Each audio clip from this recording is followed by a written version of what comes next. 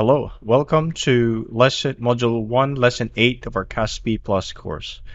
In this lesson, we're going to talk about the following, such as artificial intelligence and machine learning, quantum computing, blockchain, big data, 3D printing, homomorphic encryption, and biometric impersonation. So let me provide you like a quick intro about this lesson. So here, right, organizations that want to maintain a strong security posture must be open to implementing new technologies and have a thorough understanding of the threats these technologies pose. Increasing computational power may allow hackers to access data secured by inadequate encryption techniques. Innovations in cybersecurity will be possible because of advances in technology. Now, we're going to talk about these emerging technologies in the next few slides.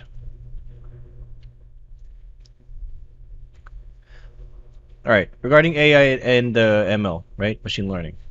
So humans have been captivated by AI and machine learning for decades. In anticipation of the day when intelligent robots can perform the dirty job and learn alongside humans, we've been thinking of ways to communicate with computers from the first time we saw the concept in comic books.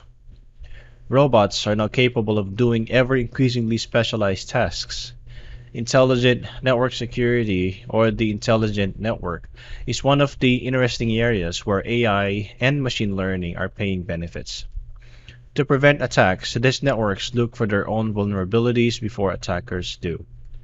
The first end-to-end system for fully automatic exploit generation is called Automatic Exploit Generation, or AEG. AEG can find a problem and determine if it can be exploited in off-the-shelf in enterprise software widely utilized in smart devices and appliances.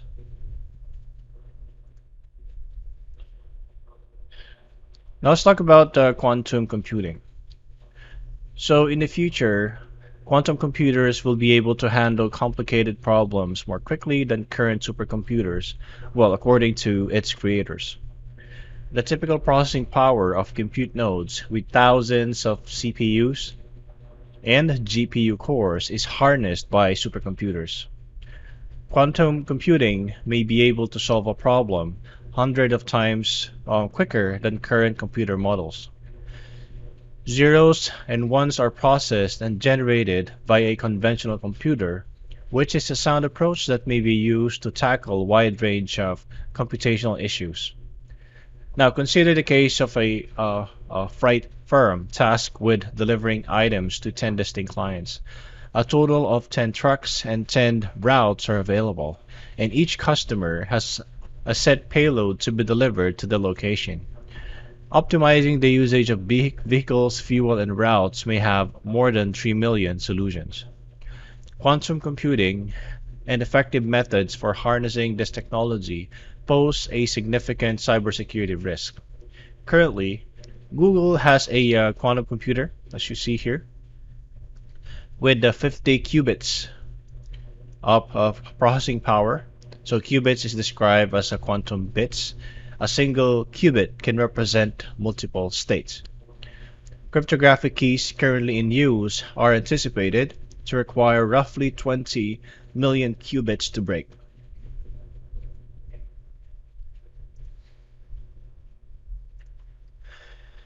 Okay, now let's talk about blockchain.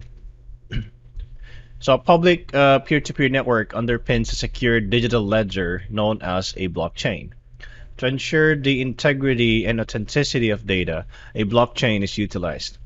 The hash of a new block is calculated and added to the chain of blocks. Hash calculations for the first block are known to as the genesis block because there's no preceding block. A majority of nodes in a peer-to-peer network must agree to the new transactions before they may be acknowledged. Transactions can now be added to the public record. Blockchain transactions can only be tampered with by changing the hashes for all the blocks and gaining control of more than 50% of P2P network nodes, right? which is extremely difficult. Beyond cryptocurrencies, there are numerous practical uses for blockchains in industries such as health, voting machines, financial ledgers, and many more. And to keep track of artists, recordings, and licensing agreements, Spotify, right, uses a blockchain decentralized database.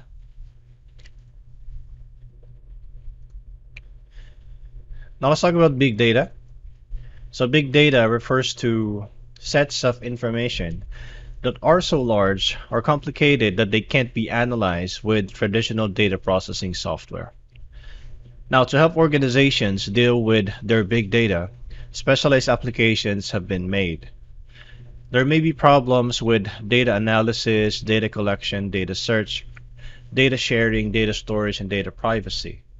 Big data is used to figure out what went wrong, make coupons at the register, recalculate risk portfolios, and find fraudulent activity because before it has a chance to hurt an organization, right?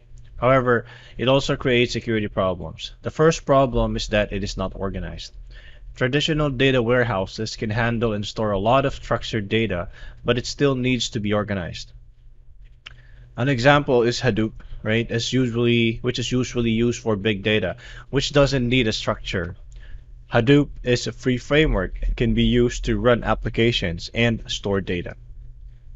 With the Hadoop distributed file system, individual servers in a cluster can fail without stopping the whole process of the computing.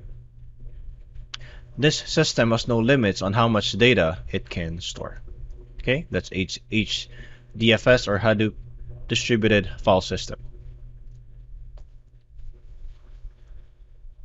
Now let's talk about 3D printing. So this technology is widely used in many different fields, from making cars to making airplanes. So computer-aided design, or what we call as CAD, right, is used in 3D printing to make a plan for the printer to follow. The printer can put down several layers of materials to make prototypes and parts for mass production. Since many people use this technology, it is easy for a competitor to copy an enterprise intellectual property like a specific design. Another risk is that a hacker could get into a 3D printer that is connected to a network and make mistakes in the printing process. But it could be a good way to improve security when we would normally rely on third-party manufacturers to make prototypes and early design models. The blueprints and manufacturing data that are used in this process must be kept safe at all costs. Some companies that make 3D printers use technology that allows for digital fingerprinting. This makes it possible to find out where a printed part came from.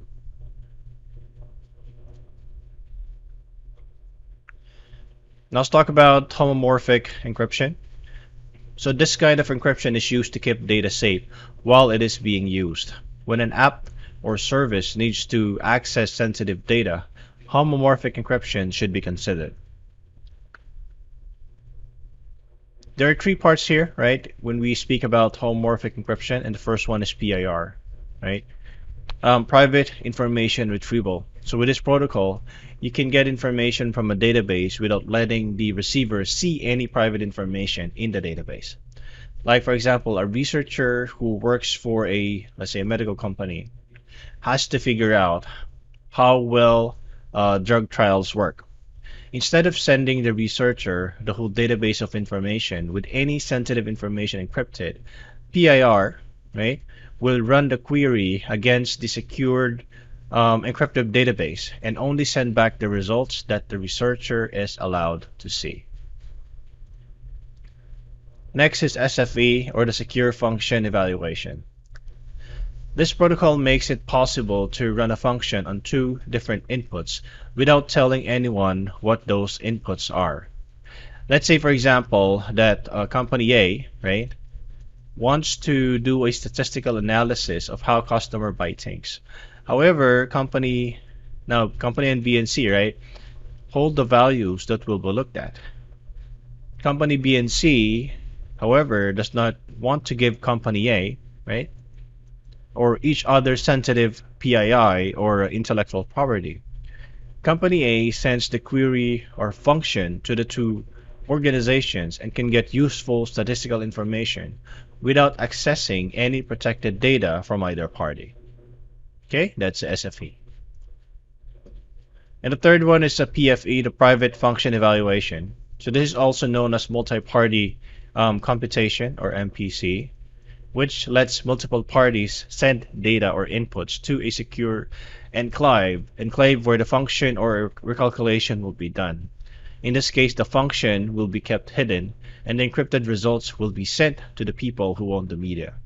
This protects everyone's intellectual property, including that of the person who owns the program. All right, now let's move on to the last topic, which is about biometric impersonation. Okay, so when considering security in large complex businesses, it is important to use strong authentication schemes to protect identities. Biometrics such as facial recognition, right? Gait analysis and voice patterns have been very helpful in making MFA, or multi-factor authentication, possible. Adopting very powerful compute nodes has also made it possible to use deep fakes to fool biometrics, right? To call it deep fake. In 2020, a company director called a bank manager in UAE and told him to make a big transfer of like $35 million. Later, it turned out that criminals had used deep learning computing techniques to make speech patterns that sounded just like the company's director. Deep learning uses AI, right, or artificial intelligence, and neural networks to pull out different traits or features from raw data. Deep fakes can be made with this technology. Deep fakes has been used many times to steal people's identities who fell for them. It's actually hard to tell the difference between computer-made deepfake audio and video and the real thing. Synthetic media is another name for deep fakes. Deep fakes can be dangerous, so there needs to be a powerful way to check if the digital media, images, or voices are real. Blockchains could be a good way to check if the media is original. All right, that's the end of the lesson. Here we spoke about artificial intelligence and machine learning, quantum computing, blockchain, big data, 3D printing, homomorphic encryption, and biometric impersonation. Okay, thank you very much for watching the video.